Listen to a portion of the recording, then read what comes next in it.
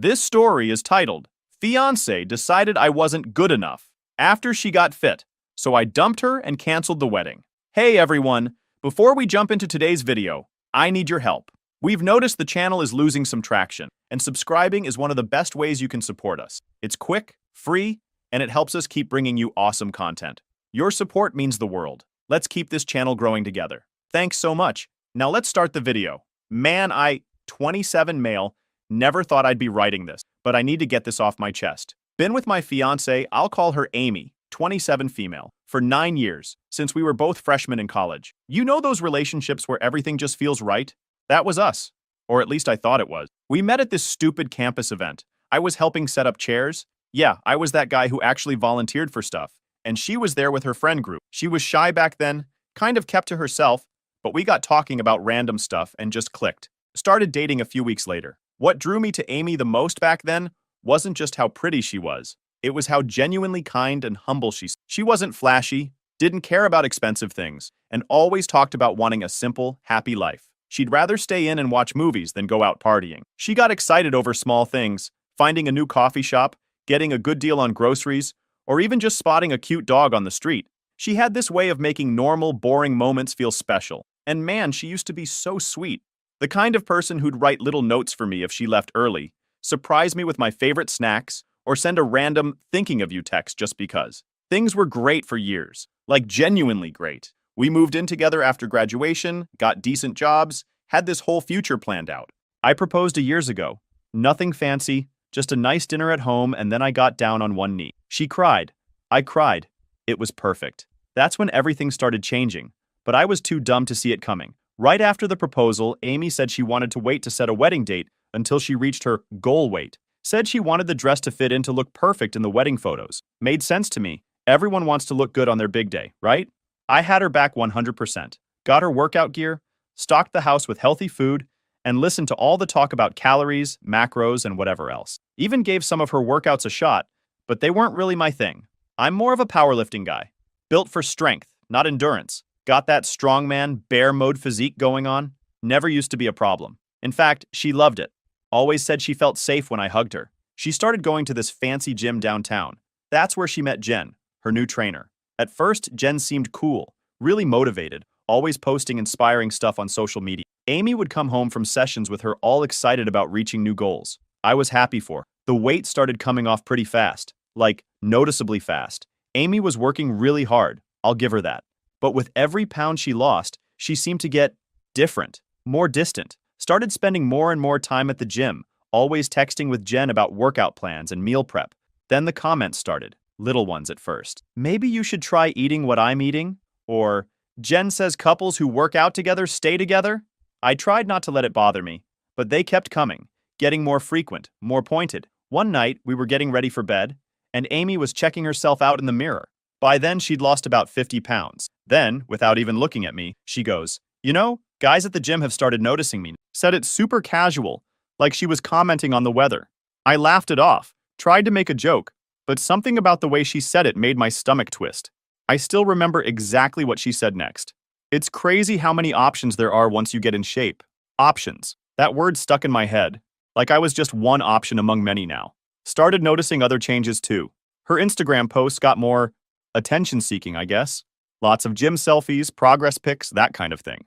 The comment section was always full of random guys leaving fire emojis and worse. She said it was just part of building her brand, whatever that means. Our regular date nights turned into her taking pictures of everything for social media. Couldn't just enjoy a meal anymore. Had to get the perfect angle, the perfect lighting. Sometimes the food would be cold by the time she finished taking pictures. Looking back now, I can see all the warning signs. How she started dressing different, not just because of the weight loss, but like, provocative? Started wearing crop tops to family dinners, that kind of thing. I kept telling myself it was just a phase, that she was just excited about her progress. People get like that when they're working towards a goal, right? Get a little obsessed, a little focused on themselves. It'll pass, I thought. But the changes in Amy just kept getting more obvious. By month 8 of her fitness journey, that's what she called it on social media, she'd lost over 100 pounds. And honestly, she looked incredible, like straight up model level gorgeous. Not gonna lie about that. But her personality, that changed way more than her body did. Remember that trainer Jen I mentioned? Turns out she wasn't just a trainer. She was running this whole women's empowerment thing at the gym. Sounds good, right? Except her version of empowerment was basically telling girls they needed to level up and find better guys. Amy started repeating all these weird phrases Jen would say, like, know your worth and never settle. So I noticed how Amy started critiquing everything about me. She never did that before. My clothes, you dress like a dad, my workouts, powerlifting is going to make you fat. Even the way I eat, no one needs that much protein. It was constant. Every day, some new comment about how I needed to change. The worst part? She'd do it in front of people. Like when her gym friends came over for dinner. Yeah, that was a thing now. Every meal had to be Instagram-worthy. She'd make these jokes about how I was letting myself go while she was glowing up. Her friends would laugh, and I'd just sit there feeling like garbage. Started noticing weird stuff on her phone too. She'd get all these DMs from random guys, which she said was just networking. Changed her phone password. Started taking her phone with her everywhere, even to shower. Real subtle, right? One day I was doing laundry and found this tiny gym outfit in her bag, way smaller than what she usually wears to work out. Asked her about it and she got super defensive, said it was for a special project with Jen.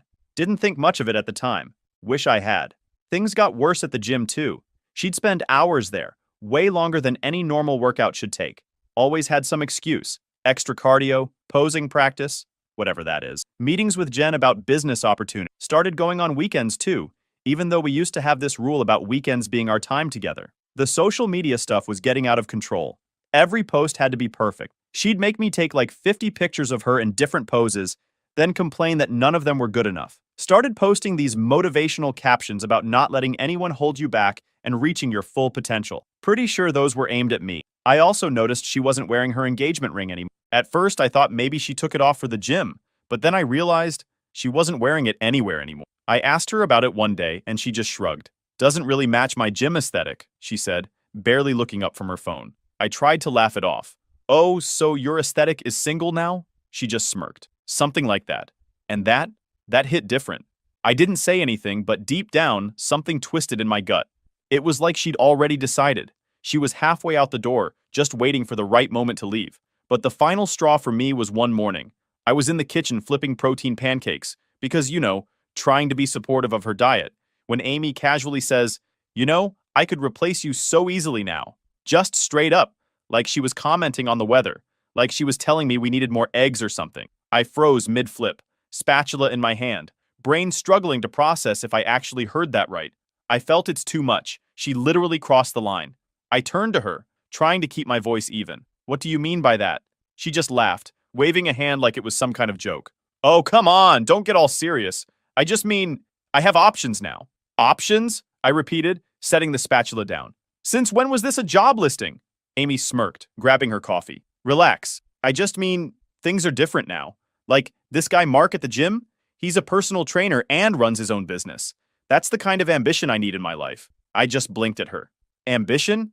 Amy, we bought a house together last year. I'm literally a software engineer. I do pretty well for us. She shrugged, sipping her coffee like this wasn't completely insane. Yeah, but I don't know. It's different. Mark has that hustle, That drive. I stared at her, waiting for her to crack and admit this was some kind of weird joke. But she didn't. Just sat there, totally unbothered, like she hadn't just told me to my face that I was suddenly not enough for her. That was the moment something shifted. Something I couldn't quite put my finger on yet. But I knew. This wasn't just a joke. It was freaking disrespect. Then my friends noticed something was up. My buddy Tom tried to talk to me about it. Said Amy was acting different at group hangouts. Said she was flirting with guys right in front of me. I defended her just to brush their doubts. Said she was just being friendly. But deep down, I knew something wasn't right. Even my mom started asking questions. It's bad when your mom notices, right? She came over for Sunday dinner, another tradition Amy suddenly didn't have time for. And Amy spent the whole time on her phone, barely said 2 words to anyone. At that point, I started wondering if the Amy I knew was ever coming back, or if this was just who she was now. Every day, it felt like she was slipping further away, not just from me, but from everything we built together. The inside jokes, the lazy Sunday mornings, the way she used to light up when we talked about the future. Now, it was like she was living in a different world, one where I was just background noise. And yeah, I started doubting if this relationship had a future, if I was holding on to something that was already gone. But then I'd catch glimpses of the old her, like when she absent-mindedly reached for my hand in the car, or when she laughed at one of my dumb jokes, and I'd convince myself that maybe, just maybe, this was a phase she'd snap out of. that the person I fell in love with was still in there somewhere, just lost for a little while. Then, out of nowhere, Amy's sister Sarah texted me one morning asking if we could meet up. Said it was important. Sarah and I always got along pretty well. She's younger than Amy, 25, but way more down to earth. We met at this little coffee shop near my work. Sarah looked really nervous, kept fidgeting with her cup. Finally, she just comes out with it.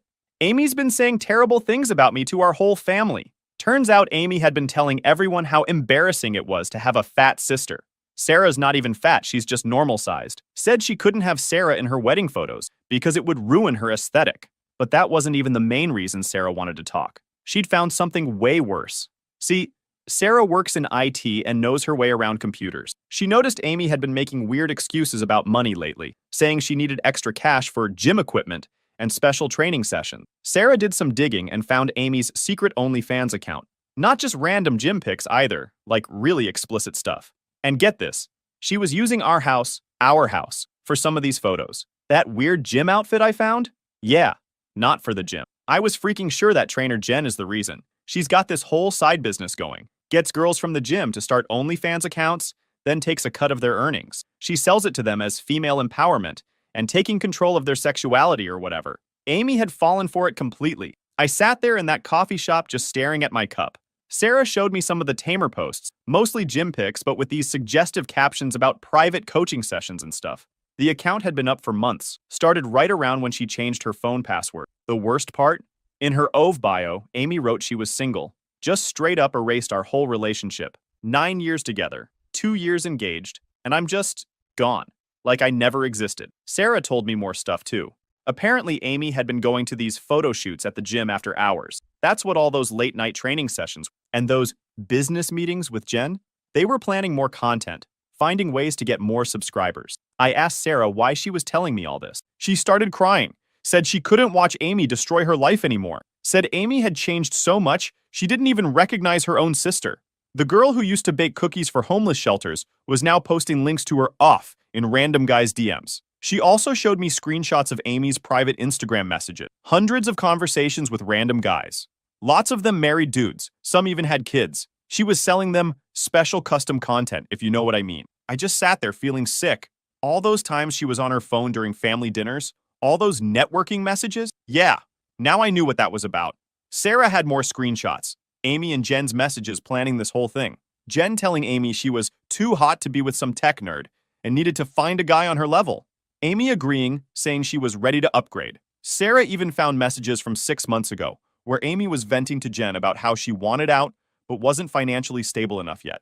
In one, she wrote, "I just need to hit 50,000 followers, then I can start pulling in real money. Until then, it's not smart to rush things." Another message had Amy complaining that she was stuck playing house with a loser, but at least he pays for everything so I can focus on my goals. She even admitted she was biding her time until she found someone better.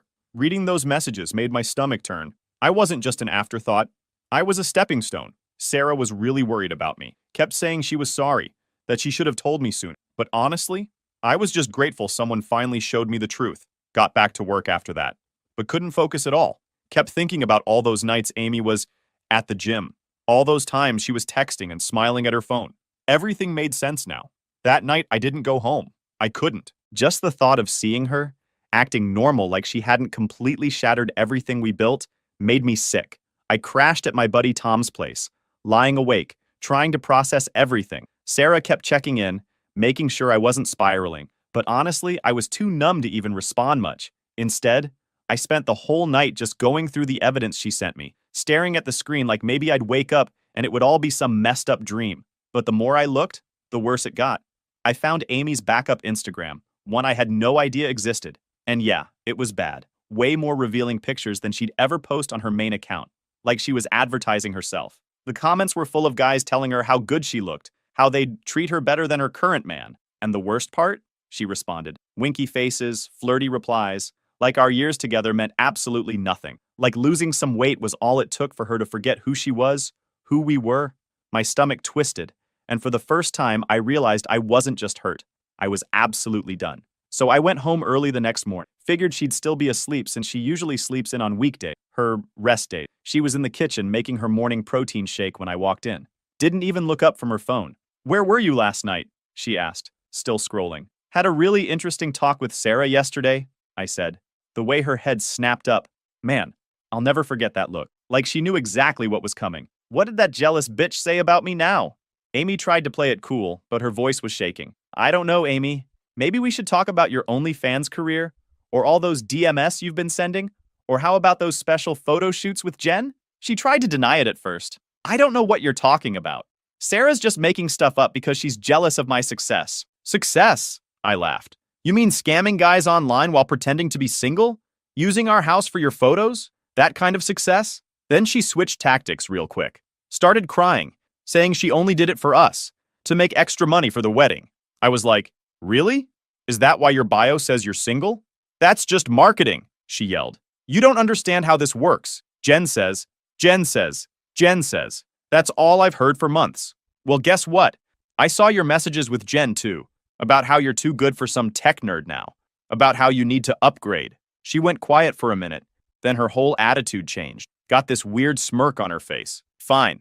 You want the truth? Yes, I have an OnlyFans. Yes, I've been talking to other guys. And yes, I probably could do better than you now. Look at me. I'm hot. I've got options. What do you have? A dad bod and a coding job? I have self-respect, I said. And apparently that's more than you've got right now. That made her mad. Started screaming about how I was trying to control her, how I was just insecure because she was finally confident and successful. Successful? I laughed. You're taking half-naked pics in our guest bathroom and calling it success? That's what you think you're worth? At least I'm doing something with my life, she yelled. While you're stuck in the same boring routine, I'm building something. I've got followers. I've got fans. You've got guys paying $5 to see your bathroom selfies. That's not success, Amy. That's sad. She threw her protein shake at me. Missed, but made a huge mess on the wall. Get out, I said. Pack your stuff and get out. This is my house too. Actually, it's not. The mortgage is in my name. You wanted to wait until after the wedding to add your name, remember? Guess that worked out pretty well for me. She started crying again, but I wasn't buying it anymore. Seen too many of her fake tears in those screenshots Sarah showed me. You can't do this to me, she sobbed. Where am I supposed to go? Maybe ask one of your subscribers? Or hey, maybe Jen has a spare room? Since she's so invested in your success and all, spent the next 2 hours watching her pack while messaging someone on her phone. Probably Jen. Kept giving me these little looks like she expected me to change my mind. Finally, when she was at the door with her bags, she tried one last time. You're making a huge mistake. I'm the best thing that ever happened to you. No, I said. The best thing that ever happened to me was Sarah showing me those screenshots. Get out, called a locksmith as soon as she left, then sat down and cried for like an hour straight. 9 years of my life just gone. Sarah kept texting to check on me. She was really worried about how I was handling everything. With Amy out of my sight, I had to deal with all the wedding stuff. We'd already put deposits down on a venue, caterer, all that. Lost some money, but honestly, worth every penny to not go through with it. Calling her parents was rough. Her mom picked up, and I just said, hey, there's not going to be a wedding. Amy's been living a double life. Told them about the OnlyFans stuff. Her mom started crying. Her dad got on the phone and actually apologized to me. Said they'd noticed Amy changing but didn't want to say anything. Then things got really messy. Amy found out Sarah was the one who told me everything. She showed up at Sarah's apartment completely crazy. Sarah texted me about it later. Amy just came here screaming. Said I ruined her life. She tried to hit me but I closed the door. She's still outside yelling. I called Sarah right away to check if she was okay. Could hear Amy in the background. You stupid fat bitch! You ruined everything! I had it all planned out. Sarah was pretty shaken up. Told me Amy was saying all this stuff about how her plan was to keep me around until she got more followers and could secure a better guy. Real nice, right? Their parents had to come over to deal with Amy. Their mom was crying, dad was yelling. Whole scene. Sarah recorded some of it on her phone just in case Amy tried anything crazy. Amy was screaming at everyone. You're all just jealous. Sarah's jealous because she's fat and ugly. Mom's jealous because she's old. And dad's just mad because his perfect little girl isn't so perfect anymore. Then she started telling them how much money she was making on off. Her dad looked like he was going to be sick. Her mom just kept saying, where did we go wrong? Sarah stayed on the phone with me through most of it. We were both just like, watching this person, we thought we knew completely lose it. Got a bunch of nasty texts from Amy after. Hope you're happy with my fat sister. You'll regret this when I'm famous. Jen says you're just intimidated by strong women. Have fun being poor and ugly. Like, what happened to the girl I fell in love with? I called the venue and caterers the next day. The venue lady was actually super nice when I explained, not everything, Just said my fiancé was unfaithful. She managed to get half our deposit back. Figured that was the end of it, but nope. Amy had other plans. She actually tried to claim the refund for herself. Called the venue pretending we were still together. Said she was the bride-to-be and demanded the money be sent to her instead. Luckily, the venue already had my lawyer's info and shut that down fast. Decided to use that money to hire a lawyer. Wanted to make sure Amy couldn't try to claim any part of the house or my savings. Good thing I did. Turns out she'd also been telling people I owed her for all the time and effort she put into planning the wedding. Even tried saying I should reimburse her for her dress. Yeah, the dress she picked out and put on a payment plan with my credit card. Had to call the shop myself to block her from making any more charges. Sarah's been amazing through all this. Helped me cancel all the other wedding stuff, talk to guests, everything. Her parents keep thanking me for not blaming the whole family for Amy's choices. Amy tried coming by the house a few times. Just sat in her car outside like a creep. Called the cops once when she wouldn't leave. They talked to her, and she finally drove off. But something tells me this isn't the last time she'll try pulling something. A couple of weeks after everything went down, I found out through mutual friends that Amy's life isn't going so great. That whole influencer thing she was trying to build? Yeah, not working out.